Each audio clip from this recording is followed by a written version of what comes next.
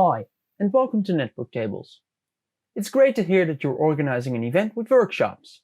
Let's get you acquainted with the platform so that you can start setting up your event right after. I'll walk you through the steps needed to structure your event within the NetworkTables tool. Let's start with step 1. First, let's fill in some information about your event, like its name, its location, its start and end time, and maybe also what the program looks like. In creating the event, you're also asked to add yourself as an attendee. After doing so, let's navigate to the Sessions tab by means of the bar above for step 2. Here, you'll see 3 session groups, one for one-on-one meetings, one for roundtables, and one for workshops. However, since your event only encompasses workshops, we can delete the groups for one-on-one meetings and for roundtables. Now that we've got this out of the way, let's set up some subgroups within the group for workshops, which will be your time slots. You can name the subgroups however you like, but it's advisable to give them a clear name that's easily recognizable by your attendees. Please also make sure that you're selecting the right parent group for your sessions, which in this case would be workshops. Furthermore, you have the option of managing requests for the sessions within the subgroup, or letting participants in on a first-come, first-served basis, along with some other settings. As we have an event that lasts from 10 a.m. to 2 p.m., we can for instance have 3 subgroups, from 10 a.m. to 11 a.m., from 11 a.m. to 12 p.m., and from 12 p.m. to 2 p.m. These subgroups will show up like this on the attendee side of the platform. As you can see, these time slots do not have any sessions in them as of yet. We will of course be adding some sessions later on, but before we do, we should focus on importing your hosts first. You can do this by uploading an Excel sheet or by manually filling in some information about your hosts. Importing from Excel is advisable if you have a large number of hosts. However, for illustrative purposes, let's just import one of our hosts in this manner. We click on the button to import from Excel and download the template. In Excel, we then format our data on, for instance, our host named John Doe, along the parameters of the template. In doing so, we must pay extra attention to give John the right tag, signifying that he is a host. After saving the Excel sheet, we upload it to the platform, which automatically starts matching the inputs to the respective data fields. By completing the import, we have successfully imported John into the platform. However, if you have a smaller number of hosts, this could also be done in another way. So now that you know how to import hosts through Excel, let's add one of our hosts manually. We'll call him Paul McAllen. You fill in Paul's name and email address in the respective fields and click on the button to add him as an attendee. After doing so, we should edit his record somewhat. Since we still need to assign him the right tag, it is important to ensure that every host that you add, either through Excel or manually, has the same tag, signifying that they are indeed a host. After you have imported all your hosts, you should ask yourself, do you know the availability of your hosts on the day of the event? If you do, then that's great, as you can either manually set up your sessions in the corresponding time slots or import an Excel sheet with their sessions. If you do not, then you need not worry, as NetworkTables makes it easy for you to let your hosts indicate their availability themselves. Manually setting up your sessions is easy. By clicking on the top left button, we're asked to fill in some information.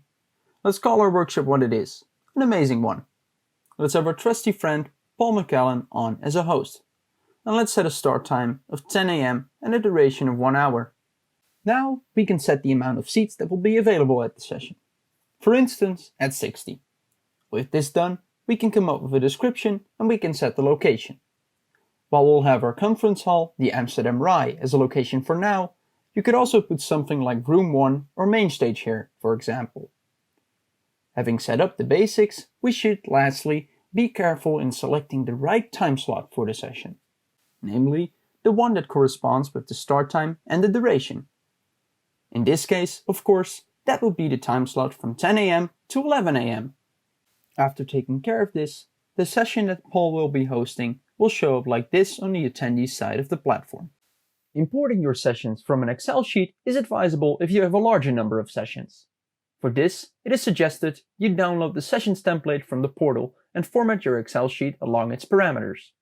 Once you've done so, the platform will automatically map your fields correctly once you have uploaded your data to the platform. Notice here that the group column is comprised of the specific subgroups to which the workshops belong. If this is all correctly filled in, by completing the import, your sessions will automatically show up in the right time slots, as you can see here. Lastly, should you not know the availability of your hosts, you have the option of collecting sessions from them directly by means of a form. To set up the form, click on the top middle button. A special pane pops up, which we'll quickly go over. First, let's tick the box that displays the workshop session group, as this will be the group for which you want to let your hosts indicate their availability. As you only want your hosts to indicate this availability, you specify that the form will only be available for hosts by putting in the specific tag you gave them. Furthermore, for every time slot within the group, we make sure the date, time, and duration correspond with the time slot's name. Additionally, you have the option to set sessions to active once the host has submitted the form. This means that the attendees will immediately see the session once the host has indicated their availability. It is recommended to turn this on, but for illustrative purposes, we'll have it turned off for now. Lastly, then, you have the option to specify the amount of seats during each session under Seats and select a general location for the time slot sessions. Furthermore, under Table Number, you should indicate how many workshops can be maximally created, which most of the time is the amount of rooms you have available for workshops at once. Once you have set up the form, head over to the Emails tab to send your host the host form invite email. This email will ask them to fill in their availability for hosting a session at your event and provides them with a personalized link to do so. By clicking on this link, your host can state their availability and give their sessions a title if you've given them the availability to do so when you set up the form. As soon as a host creates a session, you can see the sessions pop up in the respective time slot they selected. If you have not set the collection form up so that the sessions are automatically made active, you have the availability to do so now, if you think everything looks right, that is. As soon as you activate the sessions, they will again show up on the attendee side of the platform. Taking all of the aforementioned into account, you are now fully able to set up the platform's basics and digitally structure your event. The only thing left to do is importing the remainder of your attendees, scheduling your communication with them, and further making sure your event runs as smoothly as possible. Let's start by importing the remainder of your attendees. This can be done manually by means of an Excel sheet that's formatted along the parameters of the template, or through our integrations with ticketing platforms such as Eventbrite. Once most attendees are present in the platform, we can head over to the Emails tab to give them access to the platform and schedule further communication. As you can see, NetworkTables automatically filters attendees based on suggested actions, so that we can send reminders to those that have not yet chosen a session, or give access to only those attendees that have not yet accessed the platform, for instance.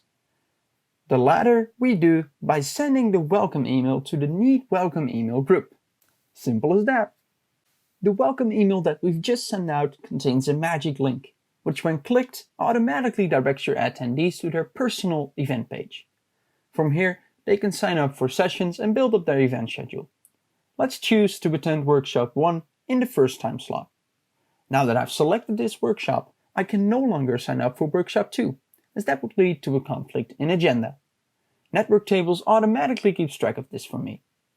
Of course, I can still attend Workshop 3 in the second time slot and Paul's advisory workshop in the last one, completely filling up my personal schedule. Other than the welcome email, there are some other emails that need to be sent out. In its most basic form, your communication schedule should look something like this.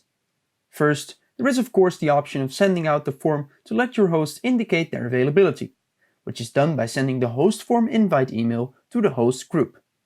Then, when ready, we send out the welcome email to the Need Welcome email group. By doing this, we give all registered attendees the chance to build up their schedules, like we just saw. After this, it is important to get your host further engaged with the event and the platform by sending them a short briefing, so that they can easily update their profile and perhaps even promote their sessions and subsequently your event. A day before the event, then, we send out the final schedules to the seated filter, so that everyone knows where to go on the big day. Lastly, after an undoubtedly successful event, you have the option to send out the After Connect email to the seated filter as well, letting all seated attendees exchange digital business cards with the people they met during the event in a fully GDPR-compliant manner. As an illustration, let's quickly schedule the email containing the final schedule. We choose the group that's called Seated. We click on the final schedule template, modify it if we so desire, and click on Send Later, allowing us to specify the exact date and time that the email will be sent out. After scheduling all emails in this way, you only have to monitor the behavior of your attendees from the dashboard, and perhaps send out a reminder every once in a while when you feel it's the right time to do so. Now that you know how you can make the most out of the platform, I'm excited to let you try it out on your own. Should you get stuck, you can find all the previously laid out steps in the support manual for additional reference. Furthermore, our customer success team is there for you as well. From all of us here at NetworkTables, a very warm welcome.